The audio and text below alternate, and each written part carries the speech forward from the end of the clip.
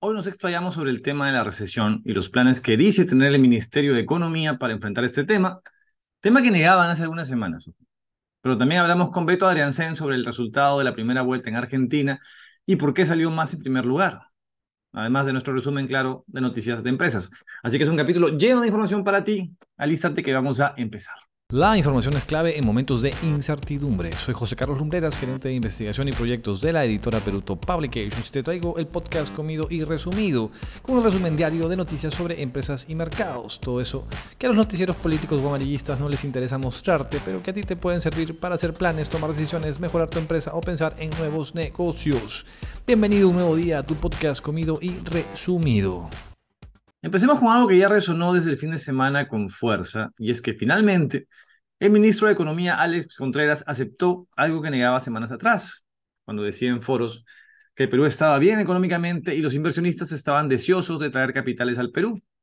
Y es que finalmente, luego de muchas semanas, aceptó que estamos en recesión.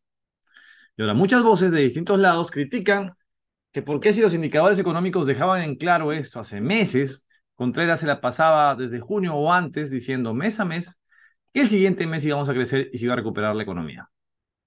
Un mensaje de falsa esperanza que no era avalado por analistas o clasificadores de riesgo. Y ahora para entrar en tema, ¿qué es exactamente estar en recesión? Hay explicaciones diversas. En general se entiende como una caída significativa de la actividad económica, de la economía, por varios meses, 2 trimestres señalan algunos, y que se traduce en caídas luego en indicadores de producción, empleo, ingresos, entre otras variables, que finalmente lo que generan es una crisis y por tanto mayores niveles de pobreza en el país. La economía funciona como ciclos circulares, en los cuales hay un periodo de crecimiento que llega a un punto máximo, luego del cual empieza la caída, luego recesión, y se llega a un punto en el piso, del cual no se puede caer más y las cosas ya tienen que comenzar a recuperarse sí o sí, tarde o temprano. Así funciona en general en todos los países. El tema es que los tiempos en los cuales duran las fases de crecimiento, expansión, recesión, varían de país en país. Hay algunos que pueden tener una etapa de crecimiento alargada, con un techo muy alto, que en parte lo define el llamado PBI potencial, pero que si se sobrepasa con eso comienzan a haber problemas como la inflación y otras variables y terminan por retroceder nuevamente y caer. Hay otros países en que la fase recesiva y llegar al piso puede tardar mucho también, por lo que demora mucho en darse una recuperación. En el caso peruano tuvimos ya una caída enorme en el primer gobierno de Alan García a fines de los 80, de que comenzamos a recuperarnos en el 92, 93 aproximadamente, y luego volvemos a caer en el 98 por efectos del fenómeno del Niño y la crisis política por la reelección de Fujimori, entre otros varios temas, y nos recuperamos a partir del 2001, y ahora luego de pandemia y todo, volvemos a caer. Y nos volveremos a recuperar también. El tema es que para que esta recuperación ocurra en el menor tiempo posible, se tienen que dar una serie de factores, ajustes y políticas que por ahora parecen no estarse dando ni se quieren dar. En parte porque el Ministerio de Economía, al negarse a aceptar lo evidente, no tuvo una actitud proactiva frente a la crisis, sino una reactiva.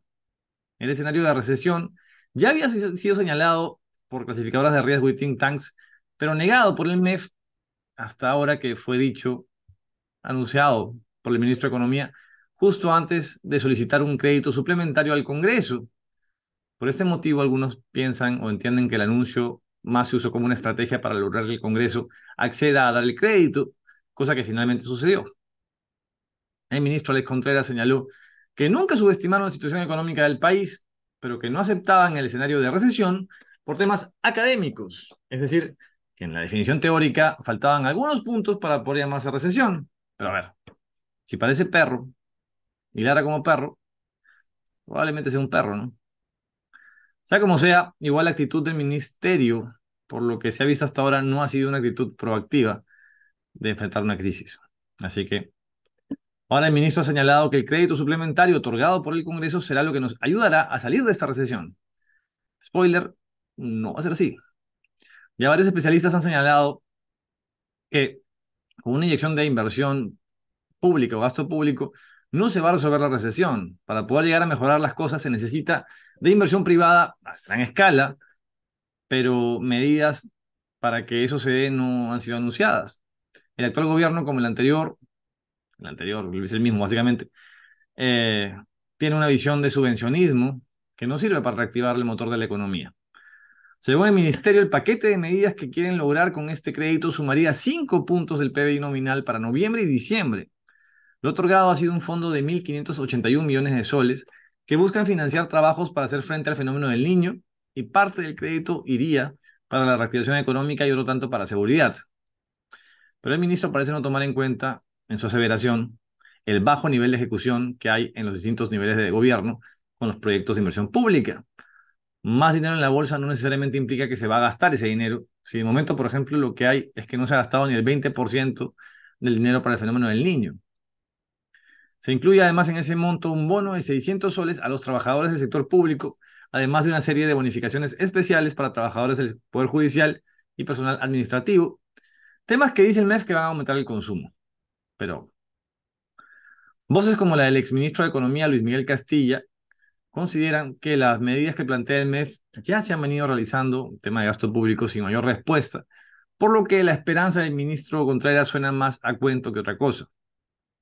Contreras espera que para inicios del próximo año empiece a sentirse ya la recuperación, pero analistas, vuelvo con privados, como por ejemplo el economista Juan José Martans, no cree que esto ocurra sino en un par de años la recuperación, ya que la proyección de la inversión privada del trienio 2022, 2023, 2024 sería negativa, y son los efectos finalmente de las inversiones ejecutadas las que en realidad impactarán en la mejora de la economía.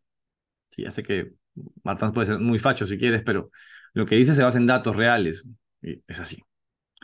Una de las acciones del gobierno para evitar caer más es autorizar una segunda temporada de pesca de anchoveta para apoyar la caída del sector pesquero, o sea, para evitar que caiga más, ¿no? Esto porque hay falta de stock, ya que la primera temporada de pesca no se pudo concretar por la cantidad de especímenes juveniles, especímenes que no se pueden pescar, y habían muchos, y por factores climáticos por el fenómeno del Niño. En esta nueva temporada se podrán pescar hasta 1.682.000 toneladas de anchoveta. En caso de resultar bien esta temporada segunda, dicha producción podría generar unos 800 millones de dólares en exportaciones, 1.350 millones de soles en compras a la cadena de valor pesquera y 619 millones de soles de compras a MIPES. Esto según proyecciones de la Sociedad Nacional de Pesquería. Ojalá que sea así. Por otro lado, empresarios del Emporio de Gamarra están pidiendo la salida del ministro de Economía, señalando que durante todo el año repitió y repitió que todo estaba bien y que habría un rebote en la economía, aunque todos los indicadores mostraban lo contrario. Y pese a advertir que íbamos camino a una recesión, no se aplicaron medidas eficientes y de ejecución inmediata para evitarlo. Veremos si el tema pesquero ayuda y si se anuncian inversiones en los próximos meses. Pero sobre todo, veremos si los poderes del Estado por fin deciden trabajar en conjunto, no para blindarse entre ellos, no para beneficiarse con viajes, no para beneficiarse con argollas, sino para tomar medidas en pro de la economía del país, algo que no han hecho en años. Y para las crisis o incertidumbre, lo mejor es mantenerse informados, creativos también. Y desde ese punto, en este podcast seguiremos indagando en la información que les pueda ser más útil y más de ayuda a todos ustedes. Frente a la crisis siempre aparecen necesidades y tendencias nuevas que hay que cubrir. Así que mente optimista, sino positiva. Otro tema candente para empezar la semana es la segunda vuelta en Argentina. Finalmente, y contra todo pronóstico, si bien los que pasaron la segunda vuelta son los que todos esperaban, o sea, Milei y Massa, lo que sorprendió es que el primer lugar lo obtuvo Massa, el ministro de Economía del actual gobierno argentino, que ha sido un desastre a nivel económico, pero que ha tenido, digamos, que la suerte de competir con un candidato que para muchos generó adrenalina de cambio, pero para muchos otros lo que generó fue temor, que es Milei, un personaje, por decirlo menos, peculiar y sumamente agresivo en sus formas, que quiere básicamente incendiar todo. Pero claro, incendiando todo también incendias a la gente que está dentro de ese todo. Más allá de los fondos y la viabilidad de las propuestas o no de Milei, el tema es que en América Latina y últimamente en más partes del mundo, las elecciones no las ganan propuestas sino personas. Milei parece, en ese caso, un Alan García joven, pero sin litio, algo que de acuerdo a los resultados no llegó a calar en el electorado. Igual de momento tiene posibilidades de ganar, ojo, la presidencia en noviembre, bastantes, como también las tiene Massa, porque no hay un favorito al día de hoy, no se sabe quién podría ganar en esta posible elección. Pero para hablar mejor de este tema, me contacté con el sociólogo y politólogo Beto Adrianzen y le pedí su opinión de por qué finalmente cree que ganó Massa. Vamos con un extracto de esto. Una cosa que tú tienes, te tienes contra la casta, que fue todo el principio, una cosa me parece muy, muy, muy interesante, o sea, y otra cosa que comienza a decir, y los órganos, bueno, puede haber un mercado de órganos, ¿no es cierto? Entonces, Claro, ya se fue. cosas por el estilo. Eso, además, ten en cuenta que el 70% de la gente, perdón, voy a bajar esto, el Sí. 70% de la gente va pues a escuelas públicas en Argentina, ¿no? Genera temor porque todo es muy estatista también en Argentina, ¿no? Yo Históricamente. creo que no, yo creo que el tema, o sea, no es un problema del mío del estatismo. Aquí Milei juega un papel central en su derrota, lo mismo que la Bullrich. Ujú. O sea, me parece que hay un manejo de campaña muy equivocado. O sea, en caso de Milei se comenzó a exceder, ¿no es cierto? La motosierra, el Sí, Ministerio de Educación, ¡pum! Me lo tiro, el Ministerio Consejero, ¡pum! Me lo tiro. sí. Y la Bullrich, que viene de los montoneros, detesta a los peronistas y por lo tanto, mucho, ¿no? O sea, hay una crisis también del peronismo. Ujú. O sea, Massa no viene del peronismo. Sí, eso ¿Cierto? es cierto. Y Sí, esta es una de las votaciones más bajas que han tenido los peronistas en los últimos sí, 30 años, 20 años, no sé cuántos, ¿no es cierto? sí. O sea, el peronismo también, o sea, el triunfo de Massa eh, eh, eh, medio que esconde también la propia crisis del peronismo, porque además yo creo que Milei no es un fenómeno, no es un epifenómeno, no es una cosa, una especie de meteorito que pasa y pasó. Y me parece que es un desafío muy serio, ¿no? Lo que pasa es que estaba muy mal representado el descontento. Así, Pero así es, ¿cómo ven las opciones de Milei en ese caso? Porque los votantes de Bullrich, muchos de ellos, igual es gente que tiene miedo a perder el status quo, imagino, y por ese lado así es, preferían a Massa que así a es, Milei, ¿no? es cierto. O sea, yo creo que se puede venir, y, digamos, no de manera pública, una alianza, como diría Milei, de la casta contra él, ¿no? Porque la gente de Bullrich sabe que Milei los va a prestar si gana. Sí, O sea, claro. para mí Milei es una cosa, ya, pues, es un loquito, pero serio. O sea, te plantean problemas profundos, o sea, Sí. más allá que sea loquito, lo que tú quieras, ¿no es cierto? Pero te ha planteado un problema. Si se hubiese ganado Milei en Argentina, se acaba el Mercosur, ¿no?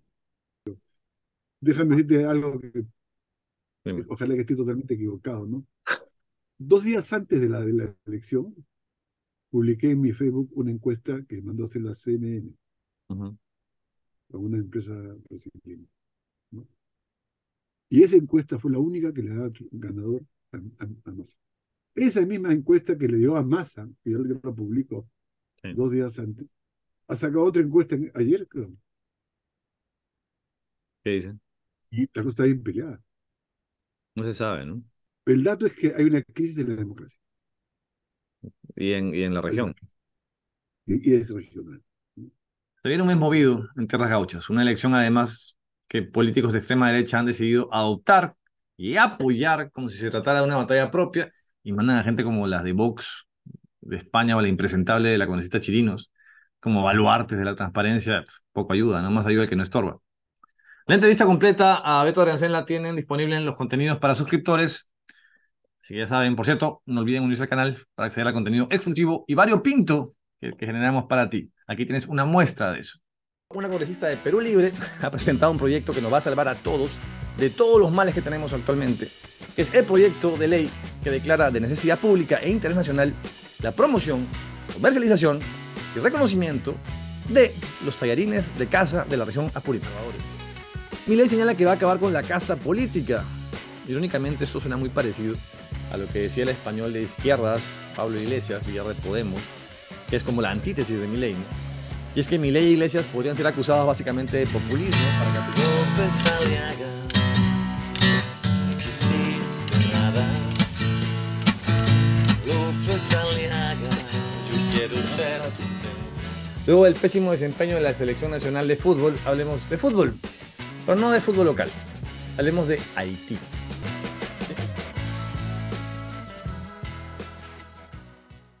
Vamos con noticias de actualidad empresarial. En infraestructura, Proinversión culminaría esta semana con la entrega de concesiones de proyectos de transmisión eléctrica encargados para este año por el Ministerio de Energía y Minas, como parte de su plan al 2030. Este jueves 26 suscribirán el contrato con la empresa Celeo Redes por las líneas de transmisión de 500 kilovatios, subestación Piura Nueva, Frontera, por $233 millones, y el viernes se adjudicarán los proyectos Enlace 500 kilovatios Huánuco-Tocache Selendín Trujillo por $561 millones, y Enlace 500 kilovatios Selendín Piura por $272 millones. Por otro lado, otro proyecto de esos que parecen eternos en la cartera de proyectos de infraestructura, que es el teleférico del Cerro San Cristóbal, ahora se dice que presentará una convocatoria entre abril y junio del próximo año, de acuerdo a esto para la Municipalidad del Rímac, así que a ver si se da. En minería se actualizó la cartera de proyectos mineros del MINEM y con ello se eliminaron 4 proyectos de exploración por resultados desfavorables en tramitología y ajustes del monto de inversión. Es decir, sobrecostos en burocracia y cambios de precio por la inflación se han llevado abajo 4 proyectos. Los proyectos eliminados son los proyectos de oro, El Dorado y La Paccha en La Libertad, y los proyectos de cobre, Proyecto S, ubicado en Moquegua, y San Martín, ubicado en San Martín. Estos proyectos sumaban $42.2 millones, pero además se recortaron inversiones por reajustes por un total de $29.2 millones. Así que el total del monto de la cartera pasó de $596.1 millones a $520.6 millones. Para la proyección futura, el MINEM dice que hay 14 proyectos potenciales que podrían agregarse a la cartera el próximo año con un total de $85.3 millones, pero habrá que esperar el próximo año para eso. Y hablando de eso, y algo no contabilizado en la cartera del MINEM, es que la empresa Tier One Silver renovó el acuerdo social para la exploración del proyecto Curibaya en Tacna por un año más, pero renunció a su acuerdo de opción de derechos del proyecto de plata Huracán, ubicado en Cusco, debido, dicen, a la complejidad y tiempo para recibir los permisos para la exploración, es decir, otra vez por la tramitología. En educación, la Universidad Científica del Sur anuncia que abrirá una nueva sede al próximo año en Surquillo con una inversión de $30 millones para una primera etapa de esto, con la que esperan atender la demanda de Surco, Miraflores y San Isidro. Sus planes para el 2026 o 2027 son expandirse fuera de la capital, y además la universidad abrirá el próximo año 9 carreras el primer semestre del próximo año para expandirse de su oferta centrada en salud y medio ambiente a otros ámbitos como economía, negocios, ingeniería, entre otros. En turismo, el MINCETUR anunció que el Perú asumirá la presidencia del Comité de la Organización Mundial de Turismo en el periodo 2025-2027, mientras que este y el próximo año mantendrá el papel de vicepresidente junto con Suiza. La labor del Perú en la futura presidencia será velar por el cumplimiento de las actividades planificadas y hacer seguimiento a las finanzas de la institución. Hablando de turismo, se realizan inversiones por $208 millones para 15 obras turísticas el próximo año, monto menor, hay que decirlo, a los 346 millones invertidos este año como parte del Plan Copesco, que fueron destinados a 11 obras. La principal obra para el próximo año es el nuevo Malecón Grau en la provincia de Pacasmayo, en La Libertad, por $31 millones. Le siguen en monto de inversión la ampliación y mejoramiento de los servicios turísticos en el pueblo de Quino, en Ayacucho, con $25.5 millones, la plaza de Chachapoyas en Amazonas por $24.8 millones, la quinta presa en el distrito del Rímac por $24.7 millones, entre otras obras. Esto fue todo por hoy. Ayúdanos compartiendo, dando like, comentando y difundiendo este resumen hecho para ti. No olvides dar clic en unirte para ver las opciones de contenido extra que tiene el canal. Que tengas una gran semana. Nos vemos mañana.